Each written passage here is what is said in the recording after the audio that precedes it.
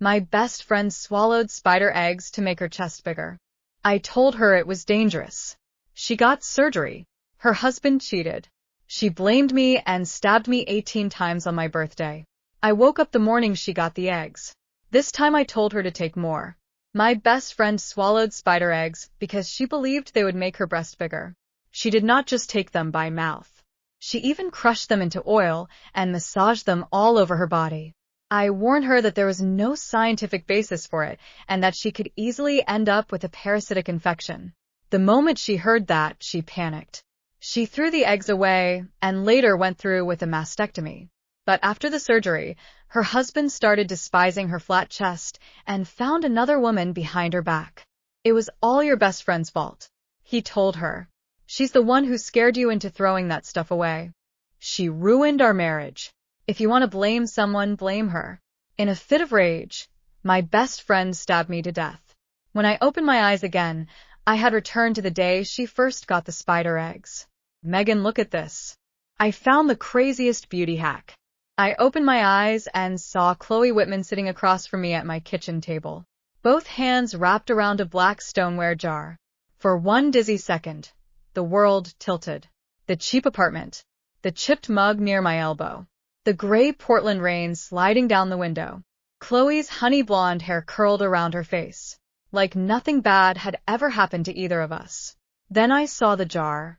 My pulse slammed so hard against my temples that it hurt. Chloe unscrewed the lid and lowered her voice.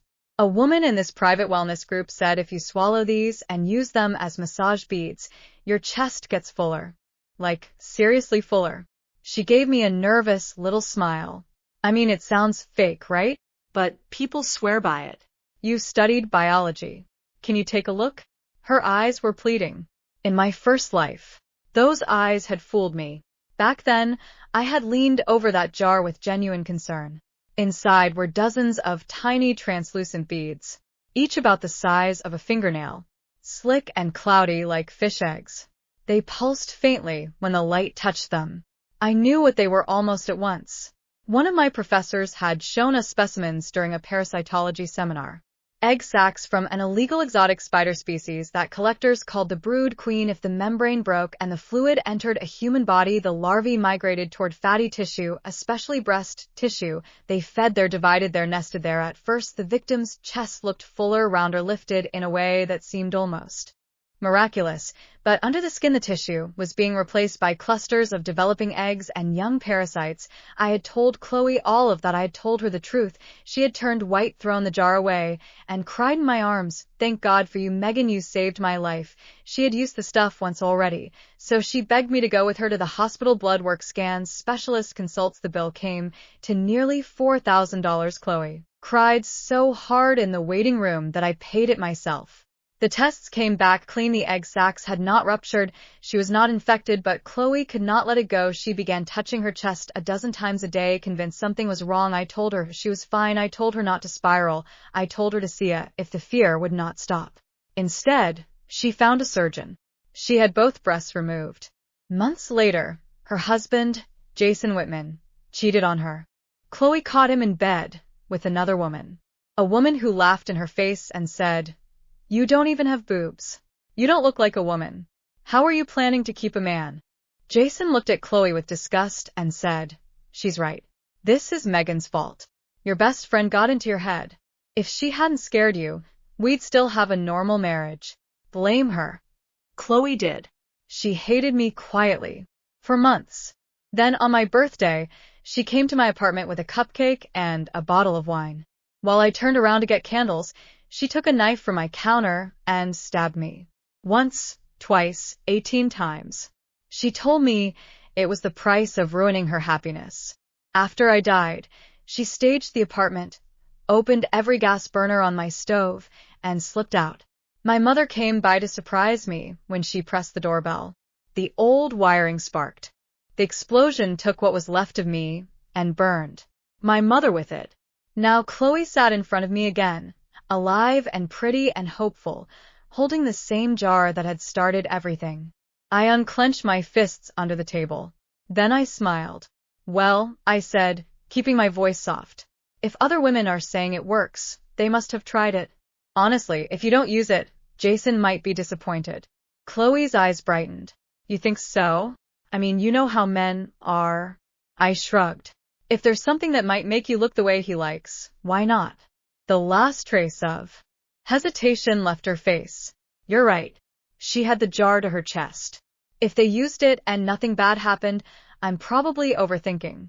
I lowered my gaze to hide the cold smile pulling at my mouth. This time, I wanted to see what happened when the parasites came out of her alive. Who knew? Maybe I would even get a paper out of it. If you want Jason to notice, I added, you'll need results fast.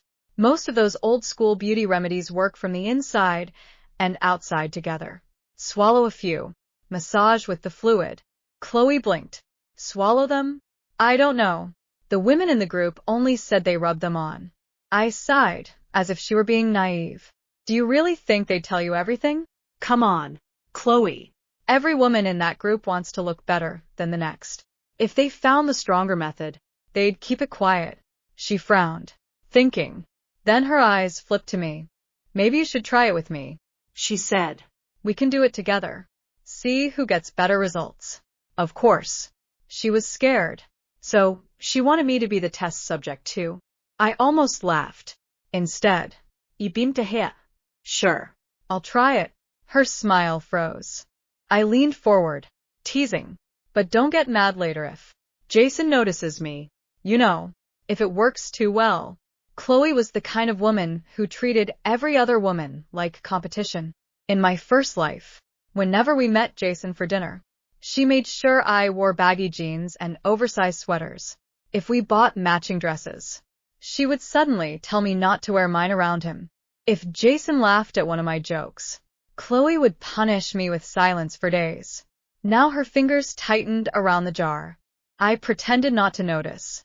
Actually, forget sharing, just give me the whole thing. I've been curious about these. I reached toward the jar. Chloe sprang out of her chair like I had pulled a gun. No, she clutched it against her ribs. I mean, Jason's waiting for me. I should go. Come on, I said lightly. Don't leave now, but she was already backing toward the door. I'll call you the second. She vanished down the hallway. I let my smile show. Eat them, Chloe, eat as many as you want. Nobody is going to fight you for them. A week later, she called. Her voice was sugary with triumph. Megan, you are not going to believe this. That stuff works, like really works. It's only been a few days, and I can already see a difference. Jason has come home every night this week. No late meetings, no drinks with coworkers. She giggled, shy and smug at the same time. What a shame you didn't get to try it. Maybe next time I'll ask my contact to find you a jar too. I looked out the window at the wet street below, my eyes cold. That's great, I said. I'm happy for you. Just be careful not to overdo it. Faster isn't always better. Don't worry. I know what I'm doing. She did not know anything. But I knew Chloe. I knew her vanity, her insecurity, her obsession with Jason. If I told her not to use too much, she would use more. If the first few eggs worked, she would swallow handfuls. If massaging her chest worked, she would massage her whole body with the fluid. After hanging up, I packed an overnight bag and drove to my mother's house. In my first life, I had been too busy with work, graduate school, and Chloe's endless crises to spend real time with Mom. She ran a small natural foods and supplement shop in Southeast Portland, and I had moved out years earlier. We loved each other, but we were always tired, always postponing dinner, always saying next week. This time, when I showed up at her door, she nearly cried. Megan, is everything okay? I missed you, I said. She made pot roast, mashed potatoes, green beans, and the apple crisp I loved as a kid. The house smelled like cinnamon and butter. For the first time since waking up in this life, my chest loosened. I had just taken a sip of soup when my phone lit up. Chloe. I silenced it. A minute later, it rang again. Jason. I silenced that too. A week later, she called me. Her voice was shaking with excitement. The eggs were working. Her chest was growing.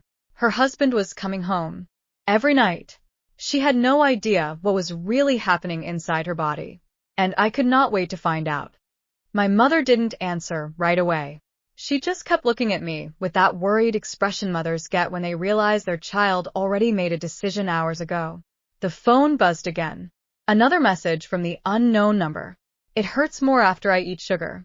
Then, I think they like heat too. I closed my eyes briefly. Of course they did. Protein, glucose, warmth, metabolic stimulation. The lecture slides I hadn't thought about in years started resurfacing one by one in my head like corpses floating up from dark water. Experimental parasitic cultures. Accelerated incubation behavior. Host stimulation response. Except none of those studies were supposed to involve humans. My mother finally spoke. Call the police. And tell them what? I laughed weakly. My former best friend bought illegal beauty treatments and now thinks bugs are moving inside her breasts. You said you know she's in danger. I do. Then why are you sitting here? Because I already knew Chloe. That was why. The more cornered she felt, the more irrational she became. And Chloe had spent her entire life feeling cornered. Around midnight, Jason called me. Not texted. Called. I almost didn't answer. Megan, he said immediately, voice strained. Something's wrong with Chloe. I leaned back slowly. What happened? I don't know. He sounded genuinely shaken. She's acting weird. She locked herself in the bathroom for like an hour because she said the lights were making her skin itch. My chest tightened. Did she tell you what she took? No. She just keeps saying it's a beauty treatment. He lowered his voice. Look, between us, her chest looks different. Different how? I didn't ask. I already knew. Instead I said, she needs a hospital. Immediately. Jason hesitated. Then came the sentence I expected. She says you're overreacting. Of course she did. That was Chloe's favorite defense mechanism. If reality threatened her fantasy, then reality itself became the enemy. Jason, I said carefully, listen to me. Has she developed discoloration? Veins? Swelling? Silence. Too much silence. Then quietly, how did you know that? A cold feeling crawled up my spine. Jason, answer me honestly. What exactly did she buy? She found some private cosmetic supplier online. His breathing became uneven. They promised regenerative enhancement therapy, natural tissue growth. Said celebrities used it overseas. Scam bait. Of course. Women like Chloe were exactly who those people hunted. Insecure. Desperate. Addicted to being desired. What was in it? I asked. I don't know. Did you see the packaging? Another pause. Just a logo, he muttered. Some kind of spider. My stomach dropped. Not metaphorically. Actually dropped. I stood so fast my chair nearly tipped backward. Megan, my mother startled. But I barely heard her. Because suddenly I remembered exactly where I'd seen it before. Graduate Pathology Archive. Restricted case study. Illegal biomodification research, shut down after animal trials escaped containment. Most people remembered the deaths. I remembered the photographs. The clusters. The pale sacs floating in nutrient fluid. Exactly like the ones in Chloe's bag. Jason was still talking, panic rising now. She keeps saying she feels movement under the skin. She made me turn all the music off because she said vibrations upset them. Get out of the house. What? Jason, listen to me very carefully. My voice dropped flat. Leave the house right now. What the hell are you talking about? Did she sleep near you? Silence. Then, yeah. Did you touch the fluid? A longer silence. Too long. Then, quietly, she asked me to help apply it. I felt sick. Wash everything, I said immediately. Clothes, sheets, your hands. Bleach if you have it. You're scaring me. You should be scared. And then, a scream exploded through the phone. Not Jason's. Chloe's. Raw. Animal. The line crashed with heavy movement and something slammed hard against a wall. Chloe, Jason shouted. I heard glass shatter. Then his voice changed. Not panic anymore. Horror. Oh my God. My grip tightened around the phone. What happened? Jason didn't answer immediately. When he finally spoke, his voice sounded thin and distant. There's something moving under her skin. Another crash. Then Chloe screamed again. This time wet. Gurgling. Like she was choking between words. Jason started shouting her name. Then suddenly, he stopped. Complete silence. Not even breathing. Then very softly, almost whispering, "Megan." "What?" "I don't think they're inside her anymore." The messages kept coming after that. Not frantic. Not even scared. That was the part that made my stomach turn.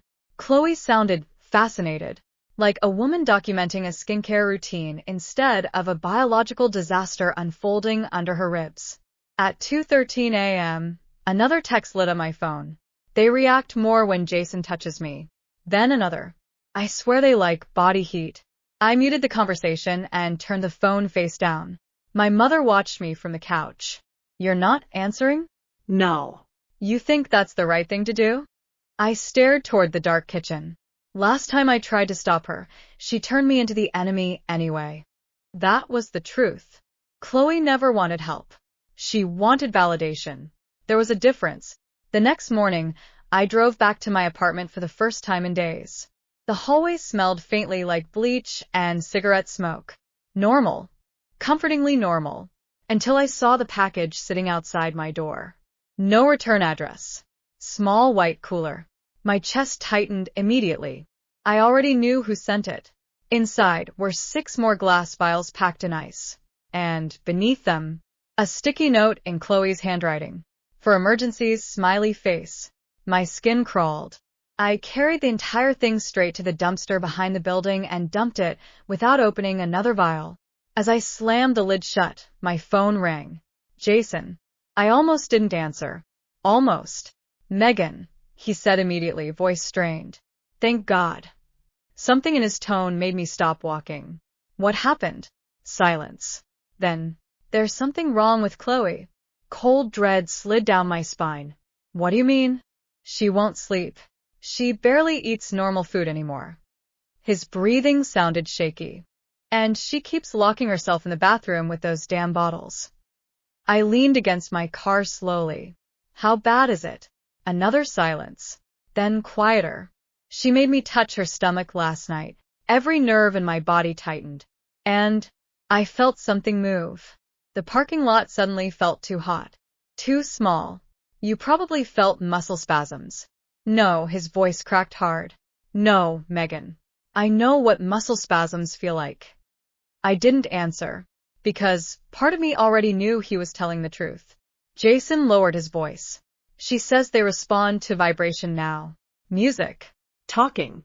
She sits there for hours tapping on her skin like she's communicating with them." Jesus Christ. "She needs a hospital," I said immediately. I tried. And she accused me of wanting to ruin her body because I was jealous other men look at her again. Of course she did. That was always Chloe's deepest terror. Not pain. Not death. Being unwanted. Jason exhaled shakily. "Can you talk to her?" I closed my eyes. In another life, I would have said yes instantly. I would have rushed over. Would have spent hours trying to save her from herself. And eventually she would have blamed me anyway. "I can't," I said quietly. "Megan. You think she'll listen to me?" "She won't. She already decided I'm against her." "She's getting worse." "I know." The silence stretched painfully between us. Finally, Jason spoke again. "There's one more thing." Something about his tone made my pulse slow. "What?" "She's laying eggs." My stomach dropped so violently, I nearly lost balance. "What did you just say?" "I found them this morning." He sounded like he might throw up. Tiny white sacks in the bathtub drain. I couldn't breathe for a second. No. No. That wasn't possible. Not from partial exposure. Not this quickly. Unless. How much did she take? I whispered. "I don't know." "You need to tell me exactly." "I think she injected some of it." Everything inside me went cold. Injected. That stupid, insane idiot. I pressed a shaking hand against my forehead. The original samples were never designed for human integration. Even controlled lab exposure had caused catastrophic tissue adaptation in animal testing. But direct bloodstream introduction. My God. Megan. Jason sounded terrified now. What the hell is happening to her? I thought about lying. Instead, I told him the truth. She's becoming a host. Dead silence. Then, what does that mean? It means whatever's growing inside her stopped treating her body like a person. My voice sounded distant even to me. It's treating her like an environment.